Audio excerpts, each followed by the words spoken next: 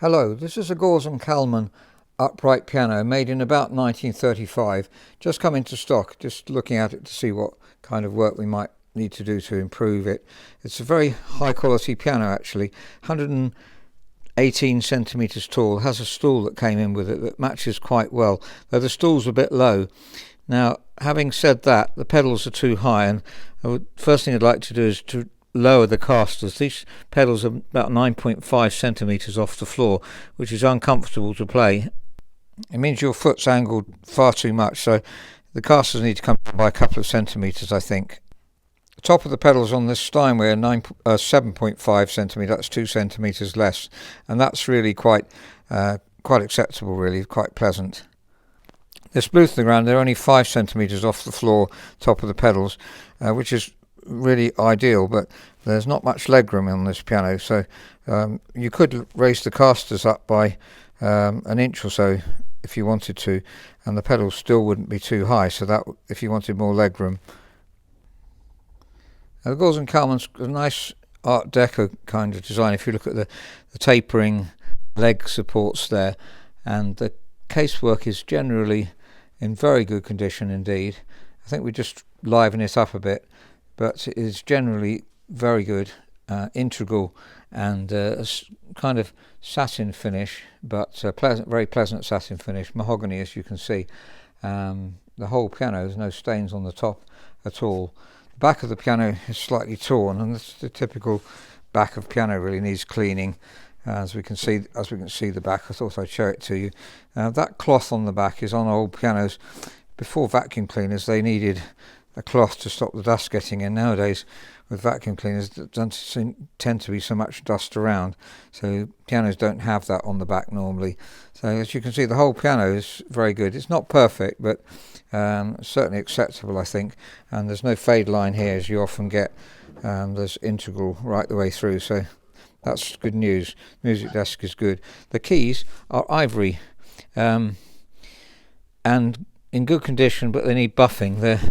If you don't buff these, they attract dirt.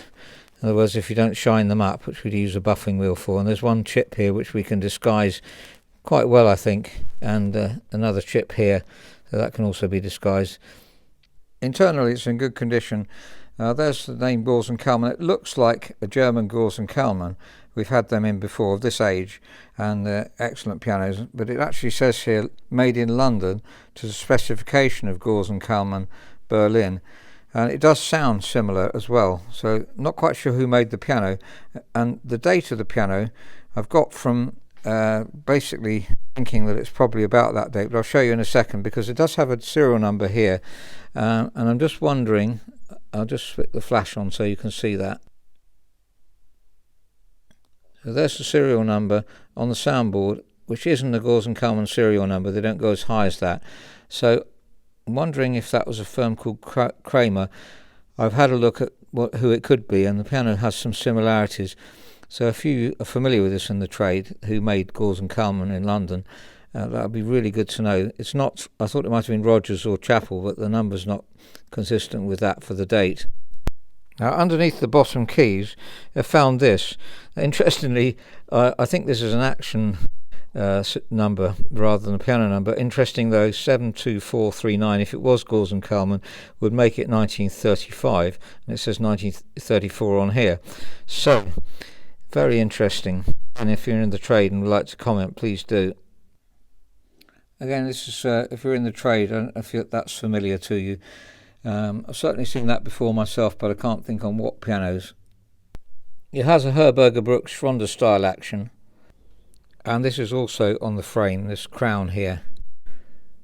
The style of the frame also looks very much like Gores and Kalman. The tuning pins are obviously original, very small and very tight, which is very important for us. Our tone round here is very pleasing and has full sound. As I mentioned before, we're checking the sound around this area to see if it's got real depth and seem to be sound carrying across the soundboard. And the breakpoint here is excellent, so it's a very well made piano. And being short, the bass isn't incredibly powerful, but it's very acceptable. And a very singing treble too. The regulation is not too bad, but having said that, the dampers lift off well from the pedal, but they don't lift off well with the key. And if we press the key, you can see this damper's lifting off earlier than it should be, and that one's a bit later. And that's almost acceptable. That's lifting off when it gets a third of the way there. This one's lifting off almost immediately. It's almost not damping, and several of them they're generally very early, and that makes it feel a lot heavier because of the spring. You can feel the tension of the spring in your finger. That's really important. It's quite common for us to find that the dampers are coming off too early and they need adjusting. It's because the felts bed in a bit, and then the dampers tend to come off a bit on the early side. In the base area is more important in a way, and that one there, for instance, is quite early. It really should be halfway or 2/3 of the way, depending on how light you want the action. Actually, the action is quite light at the moment, so it needs weight. So here's the worksheet on the piano, the rough summary of things we mentioned earlier. To the legroom, for instance, is by the way, the legroom I didn't mention, but I did on the other piano, that it can come down by at least 2 centimeters, because 61 would be acceptable. That's the same as a Yamaha U3, for instance, U1 and U3, roughly that. And you see that weighting of the keys is far too light. We've got 35 grams here, 39 for the middle C, should be 47 to 50 really, and 42 there, so it's all quite varied, but it's a bit heavier there. But the sharps also quite varied, as you can see.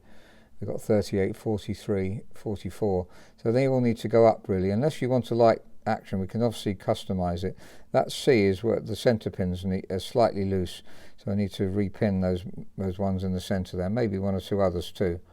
So that's a Gauss & Kalman upright piano made in about 1935, 118 centimeters tall, though with the casters lowered it will be 16 centimeters tall. It's a very mellow sounding piano. We do need to reface a little bit the hammers here just to brighten it up a bit. It's a beautiful tone.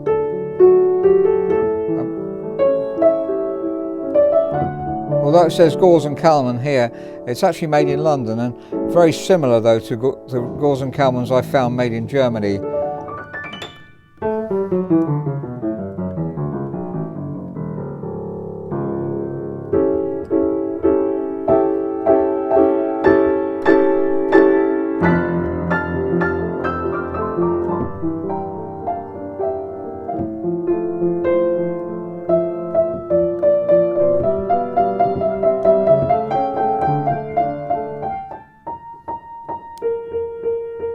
Slightly flat at the moment, slightly out of tune, as you can hear. It's obviously a very stable piano because it's not been tuned, I would guess, for 15-20 years.